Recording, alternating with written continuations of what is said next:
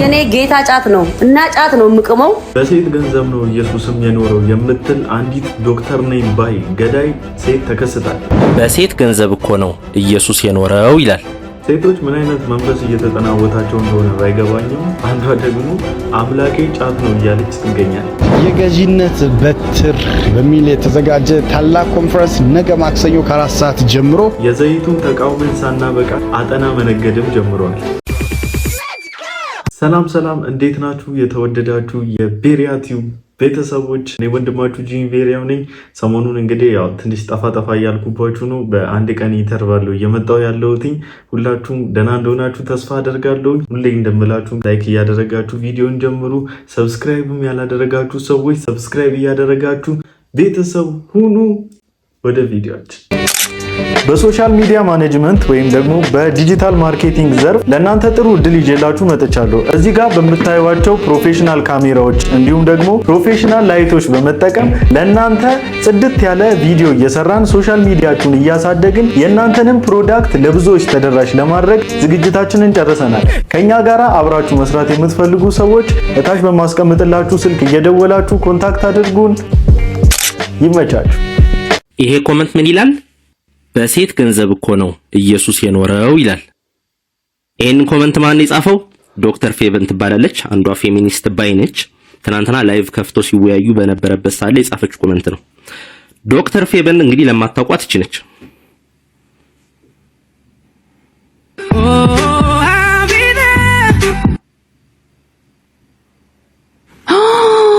Yes, wow, perfect, lovely.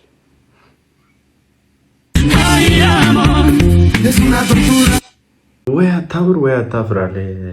ማን ነው እሱ? በእናታችሁ ለምንድነው ግን እንደዚህ የሚያደርጋቸው? እኔ የእውነት እግዚአብሔር የፈጠረውን ፍጥሩ እኮ አንንቅም። ያው እግዚአብሔር ለምን እንደዚህ አድርጎ እንደፈጠራት እሱ ያውቃል። ግን በሰዋዊ አይን ሳያት አምላኬን ለምን ናቀችው ወይም አምላኬን ለምን ሰደበችው በሚል ስሜት ተነሳስቼ ለአምላኬ ጥብቅና ባልቆምም ግን የእውነት እንደዚህ አይነት ነወለል ሰው ሳይ እኔ ደሜ ነው የሚፈላው። ስፔሻሊ እንደዚህ አይነት ፌሚኒስቶችን ሳይ እንደዚህ አይነት ቆሞ ቀር ፌሚኒስቶችን ሳይ በጣም ነው የምበሳጨው፣ በጣም ማለት ነው። እና በዚህ ልክ አስተምህሮታቸው ይሄ በዚህ ልክ አጋንንታዊ ትምህርታቸውን ትውልድ ውስጥ ለመዝራትና ትውልዱን ለመበከል ያላቸውን እንቅስቃሴ እንግዲህ ሲምፕሊ በዚህ መረዳት ትችላላችሁ። እንግዲህ ቀይ መስመሩን ከሚገባው በላይ በጣም እየጣሳችሁ ነው። እንግዲህ እንደመሆን አሽሙርሙናችሁ ጀስቲፋይ ለማድረግ እንደምትመጡ እንደምትጋጋጡ አውቃለሁ። ወላጆች ልጆቻችሁን ጠብቁ፣ ወንድሞች እህቶቻችሁን ጠብቁ። እንኳን በጊዜ ጭንብላችሁ ተገለጠ። ይህ አካሄዳችሁ እስከየት እንደሚያደርሳችሁ አናውቅም። ፌሚኒስት ተብላ ጥሩ ሴት አይቻላል።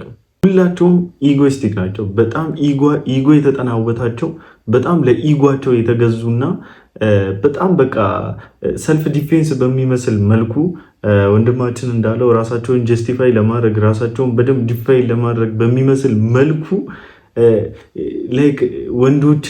ወንዶች አቢዩስ አደረጉን የሚለውን ነገር ዲስክራይብ ለማድረግ ከመፈለጋቸው የተነሳ የሚሄዱበት ትልቁ በሽታ ነው።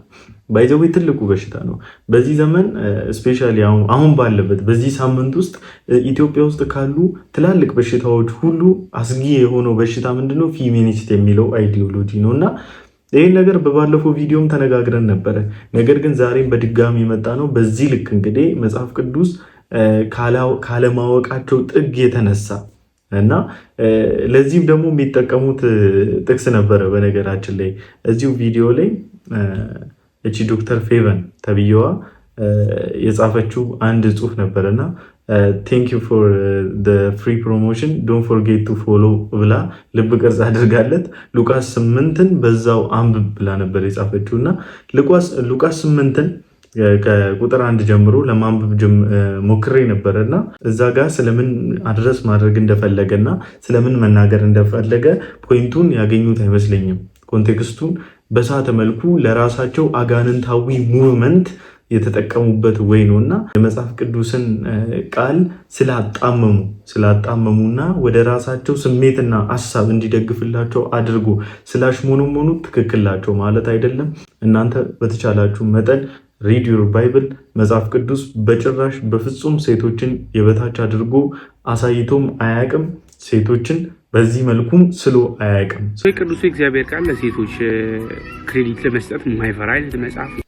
ለምሳሌ ይሁዳ ኢየሱስን በ30 ብር ለመሸጥ በሚነሳሳበት ዘመን በ300 ዲናር በሚያወጣ ገንዘብ ሽቶ ገዝታ እግሩ ላይ ያፈሰሰች አንዲት ሴት አለች እና ስለዛ ሴት ደግሞ ኢየሱስ ሳይደብቅ በሚናገር ምን አለ? እቺ ሴት ያደረገችው ነገር ወንጌሉ በሚነገርበት ቦታ ሁሉ አብሮ ይነሳል ብሎ ተናገረ እና እውነትም ነው። ማርያም ያደረገችው ነገር እስከዛሬ ማርያም ኢየሱስ እግር ላይ ሽቶ አፈሰሰች እየተባለ በቀና ልብ በየመድረኮቻችን ላይ ያደረገችው ነገር ከወንጌሉ ጋር ይነሳል። እቺ ሴት ምንኛ የተባረከች ሴት ናት። እሷ ግን ራሷን የምትቆጥረው እንደ እድለኛ እንጂ ለኢየሱስ ፌቨርን እንዳደረገለት አይነት አይደለም። ነገር ግን አሉ አንዳንድ ቶክሲክ የሆኑ ሰዎች የራሳቸውን አስተሳሰብ መተው ለማግነንና ራሳቸውን ከፍ ለማድረግ ምንም ሳይሰጡ ምንም ሳያደርጉ ከኢየሱስ አገልግሎት ጀርባ የሴቶች ብር ነበረ ምናምን እያሉ የኢየሱስ አገልግሎት በሴቶች አቅም ላይ ብቻ እንደቆመ ሊያስመስሉ የሚሞክሩ የኢየሱስ አገልግሎት ህልውና በአንቺ ገንዘብ ላይ የሚቆም አይደለም፣ በሴቶች ገንዘብ ላይ የሚቆም አይደለም። እነዚያ ከኢየሱስ አገልግሎት ጋር በገንዘባቸው የነበሩ መስቀል አካባቢ የታዩት ሴቶች እኮ ዳርሱ ፌቨርድ በጣም እድል ያገኙ ሰዎች ናቸው። መጽሐፍ ቅዱስን ለራሳችሁ ሐሳብና ለራሳችሁ ፕሮፓጋንዳ እንዲመቻችሁ አድርጋችሁ ማጠማዘዝ አትችሉም። ኮዝ መጽሐፍ ቅዱስን የሚያነቡ በአግባቡ የሚያነቡ ብቻ አይደለም፣ በአግባቡ የሚያነቡ ለእናንተ ጠማማ አይዲዮሎጂ የማይበገሩ ወጣቶች እንዳሉ፣ ሴት እህቶች እንዳሉ፣ ወንድሞች እንዳሉ እንድታውቁ እንፈልጋለን። እኛ እያለን አትዘሯትም እዚህ ኢትዮጵያ ውስጥ ማለት ነው። የገዢነት በትር በሚል የተዘጋጀ ታላቅ ኮንፈረንስ ነገ ማክሰኞ ከ4 ሰዓት ጀምሮ ጠዋት በዙም ዩናይትድ ይደረጋል። የመጣችሁ ታላቅን ታምራት እነዚህ እዚህ የተዘጋጁ ምሳሌዎች ናቸው። በትርነት የገዢነት ምሳሌዎች ናቸው። እግዚአብሔር በተራራ ላይ በተናገረው በሰማነው ድምጽ መሰረት ይህንን ለህዝቡ ለብዙዎች እንሰጣለን ብለናል። እንዴት ሰው አማኝ ሆኖ በዛ ላይ ወጣቱ ነው በዛ ላይ የሚያነብ ነው እንዴት ፋራ ይሆናል? አደሴም ታይም ተራራ ላይ በተቀበልነው መልእክት መሰረት ነው ያለው። እንዳትወጣ ሁለተኛ ተራራ ላይ እንዳትወጣ፣ ከወጣም እንዳትወርድ። ተረተረትና እንቶ ፈንቶ አታምጡብን። እንቶ ፈንቶና ኮተቱ ቡሩቱ ይዞ እየመጡ ቢዝነሳቸውን ይሰራሉ። እኛ እንደው የዘይቱንና የሶፍቱ ምኑን ተቃውመን ስናበቃ እንደው ብዙዎች እየነቁ ሲመጡ ጭራሽ የአጠና ነጋዴ ሆናችሁ እርፍ አላችሁት። ጭራሽ አጠና መነገር ጀመራችሁ። ነገ ደግሞ ፌሮ እንዳትነግዱ ጌታ። እኔ እንደው ሀሳብ መጣልኝ። ችግሮቻችሁን ከፍላችሁ የምታልፉበትን በትር ዛሬ ደግሞ አዘጋጅተንላችኋል ብላችሁ ፌሮ እንዳታመጡ ትልቁ ስጋቴ ነው። እንደው በተወደደ ፌሮ አምጥታችሁ የማንም መቀለጃ መጫወቻ እንዳታደርጉን ትልቁ ስጋቴ ነውና ደግሞ ፊቱን ዙም አድርጌ ሳይሆን ምናምን በቃ ይሁን ይቅለሰለሳል ነገር ማለት ነው።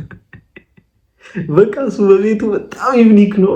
በጣም የሌለ ኃይለኛ የእግዚአብሔር ሰው ጌታ ይገዘዘ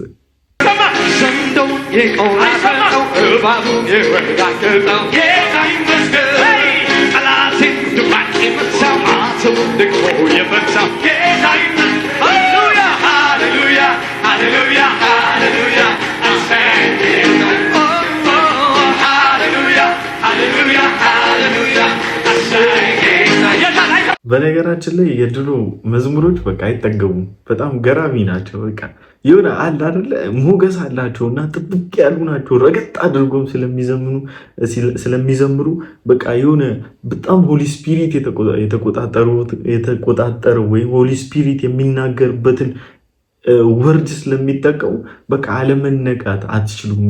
ልባችሁ ውስጥ ሰርጾ ገብቶ አለመቆየት አለመሰንበት አይችልም እና ከጊዜ ወደ ጊዜ ትዝ ይላችኋል ማለት ይመጣል። በቃ አፋችሁም ላይ ምናችሁም ላይ እንደ ዘመኑ ምናምን እንደዚህ እንደ አንዳንድ በ3 በ4 በ5 መስመር ምናምን የሚያልቁ ግጥም ባላቸው ዘፈሙሮች አይነት አይደሉም። እኚህ ከልባቸው መዝሙር ናቸውና የዘመኑን ታውቃላችሁና ነነነነ ጠላቴ እያለ ተመሳሳይ ነገር ነውና ዘፈን ሆነዋል። እንደ ዘፈን ሰሞነኛ ሆነዋል የአሁኖቹ ማለት ነው። ቲክታክ ላይ የሆነ ሰሞን ድምቅ ይላሉ፣ የሆነ ሰሞን ግንን ይላሉ፣ ከዛ በኋላ ይረሳሉ። በቃ ሁሉም ሰው ትሬንድ ይሰራበታል ምናምን ነገር። ከዛ በኋላ መልሰን የድሮዎቹ መዝሙር ነው እናዳምጠው፣ ወደዳችሁም ጠላችሁ። በጣም አሁን እኔ ይኸው እንግዲህ አስቴር አበበ ከለቀቀች በጣም ቆይተዋል። እንግዲህ አሁን በጣም ቆይተዋል እና በቃ እንዴት እንደምወደው በቃ በጣም በቃ ስቲል አለ። በቃ ገና ትራክ 5ኛ ላይ ነኝ ምናምን እኔ ሙሉን ራሱ አልሰማሁትም። እነዛ ያሉትን ትራኮች መጥገብ አቅቶኝ ማለት ነውና ስለ ዝማሬያችን ብዙም አንልም፣ ግን በጣም ብዙ የጸሎትና የመንበርከክ አቅማቸው እንደደከመ ስፔሻሊ ዘማሪዎቻችን ያንን ያሳያል።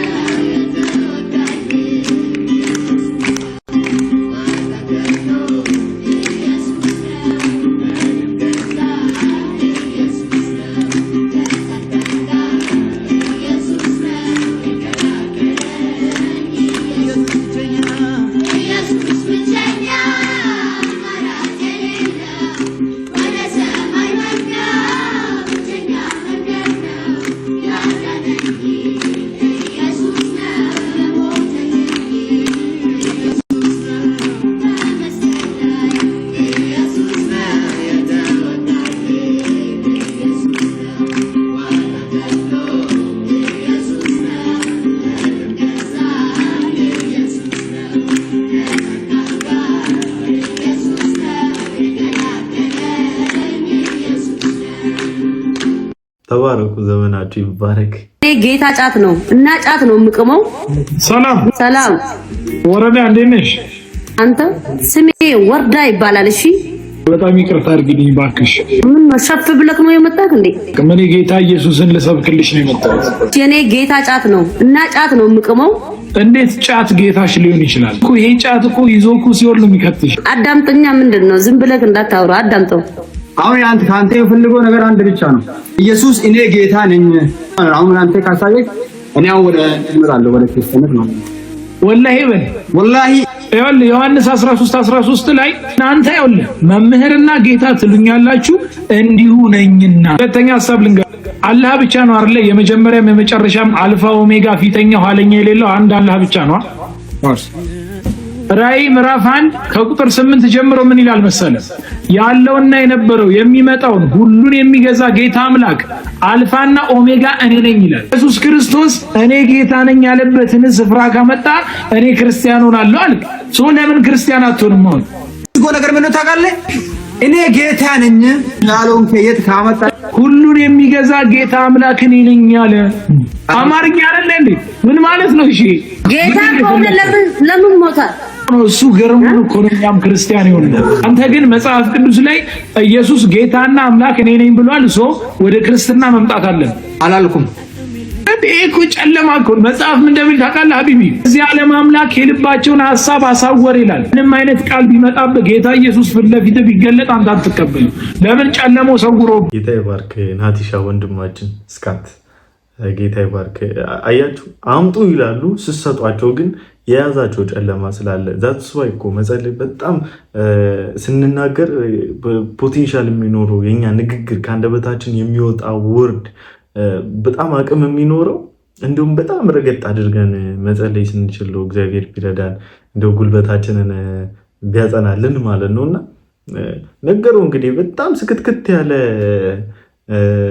ማስረጃን የሰጠው እግዚአብሔር ይመስገን። ስለዚህ ወንድማችን የእውነት በጣም ብዙ ወንድሞችን በጣም ብዙ እህቶችን ይህን እውነት እየገለጠላቸው ቲክታክን በአግባቡ እየተጠቀመ ካለ ብዙዎቻችን ከሱ ምሳሌ ልንወስድ የሚገባ ምርጡ ወንድማችን ነውና ጌታ እግዚአብሔር ዘመንን ይባርክ። ወንድማችን በጣም በጣም በጣም በቃ ምገርም ወንድም ነው። የእውነቴ ነው። ለእንኳን እግዚአብሔር ከነበርክበት ከጨለማ ህይወት ነፃ አወጣ።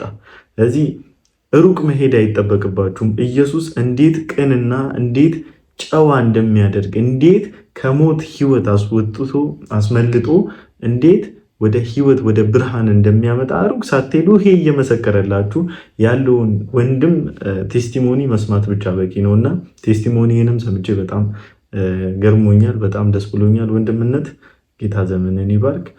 ያቺ ጫት ነው አምላክ ያልሽው እህታችን ደግሞ ጫት አምላክሽ ሊሆን አይችልም።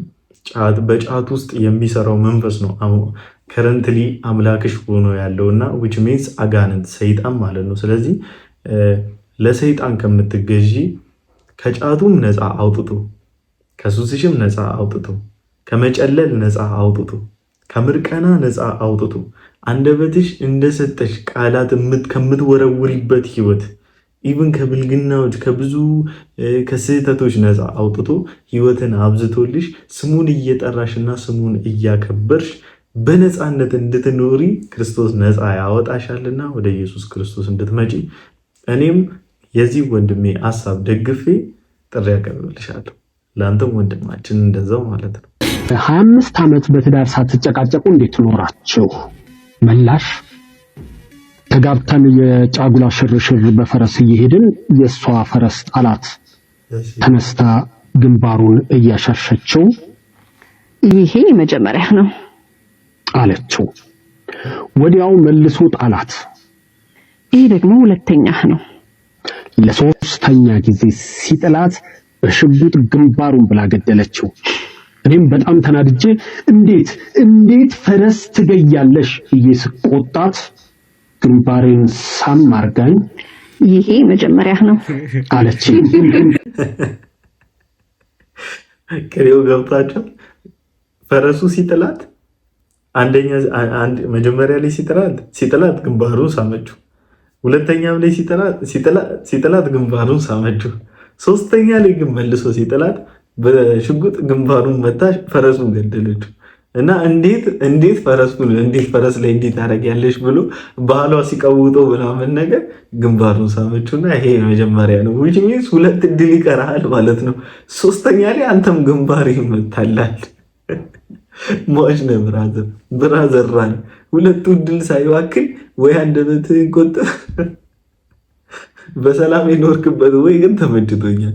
ግን በሰላም እንድትኖሩ ግን በማስፈራሪያ በሰዎች ማስፈራሪያ ሳይሆን የእውነት በቤታችሁ እውነተኛውና ትክክለኛው በፍራቻ በሰቀቀን በሰቆቃ ሳይሆን የእውነት በፍቅርና በመዋደድ በፍጹም ሰላም መኖር ከፈለጋችሁ ግን ከቤታችሁ አንድ ነገር አትጡ።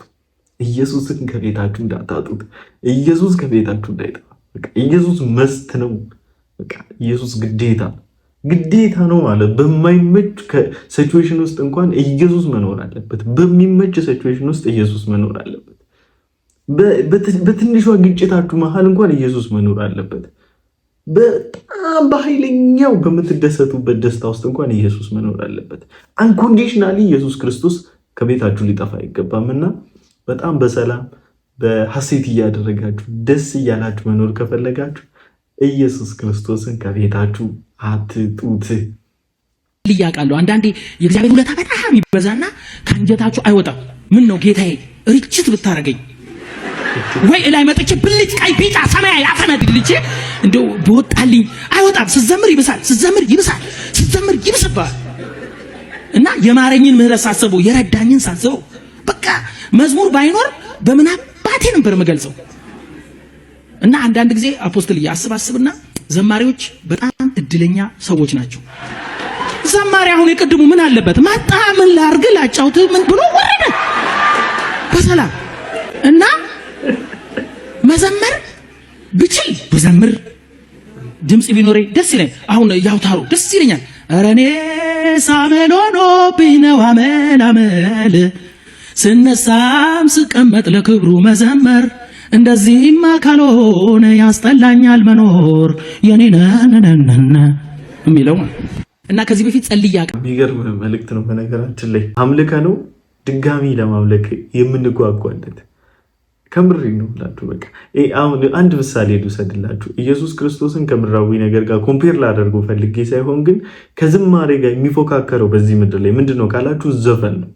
ዘፈን ማለት ለእግዚአብሔር የሚደረግ አምልኮት አለ፣ መዝሙር አዘ ሴም ታይም ለምድር የሚያቀነቅኑ ምድር ላይ ፍጡርን የሚያወዳድሱ ደግሞ አዘ ሴም ታይም አሉና አሁን ለምሳሌ ስለ አንዲት እህት ዘፍናችሁ ምናምን ልትጠግቡ ትችላላችሁ። ስለ ሀገራችሁ ዘፍናችሁ ምናምን ልትሰለቹ ትችላላችሁ ማለት ነው። ፍጹም መሻትን ደጋግሞ ውስጣችሁ ውስጥ የሚፈጥረው ግን ስለ አዳናችሁ፣ ስለፈወሳችሁ፣ ስለ ጌታችሁ ነፃ ስላወጣችሁ አምላክ ግን ደጋግማችሁ ስትዘምሩ ግን ደጋግማችሁ ነው ምኞታችሁ ከፍ እያለ የሚመጣውና እግዚአብሔር ወደዚህ መገለጥ ወደዚህ እውነት ያሳድገን አይደል? ያሳድገን ነው ይባላል። ቅዱሳን የሆናችሁ በሙሉ ይህን መልእክት እንድትሰሙ ይሁን እስከ መጨረሻው። ቪዲዮ ደግሞ እንዳያጠፉት 5-10 ጊዜ ኮፒ ሊንክ እንድታደርጉ ይሁን። ተባረኩ። ወደ ቪዲዮ ሐዋርያው ጴጥሮስ አጋንንት ውጣ ምናምን ብሎ ይሄ ትክክለኛ ነገር ነው? በሐዋርያው ጴጥሮስም አጋንንት ይውጣ ብለን ብንል ይሄ ትክክለኛ ነገር ነው ወይ እያለው ነው። ኦፍኮርስ በጴጥሮስም ብትል ምንም አይከብድም። ኦፍኮርስ ለምን አይወጣም? በጌታ ቆይ ናቲ በጣም የምወደው አገልጋይ ነው በነገራችን ላይ። ሀሳቡ ግን ስንመጣ ሐዋርያው ቅዱስ ጴጥሮስ በሱ ስም ብንል አጋንንት ይወጣሉ ወይ ብሎ ሲል አው ኦፍኮርስ ለምን አይወጣም ዋይ ናት እያለ ነው። እና ሊቀ ሊቃውንት ዘጠበብት ልደተ ቃል አፖሎጂስታቸው እንግዲህ አጋንንት በጴጥሮስም ስም ሊወጣ ይችላል ብሎ እዚህ ጋር እየተራቀቀ እንግዲህ አይተነዋልና በየትኛው መጽሐፍ ቅዱስ ክፍል ውስጥ ሲከሰት እንዳየ ከማን እንደተማረ ከየትኛው አስተምህሮት ከየትኛው ባይብል ቨርስ እንዳገኘ እንግዲህ ዶንት ሃቭ ኢቭን ኢንፎርሜሽን ምንም አይነት ባይብሊካል ትሩዝ የላቸውም። ጀስት ግን ይሄ ይሉንታ በምን የተያዘች ሃይማኖት አለች አይደለ?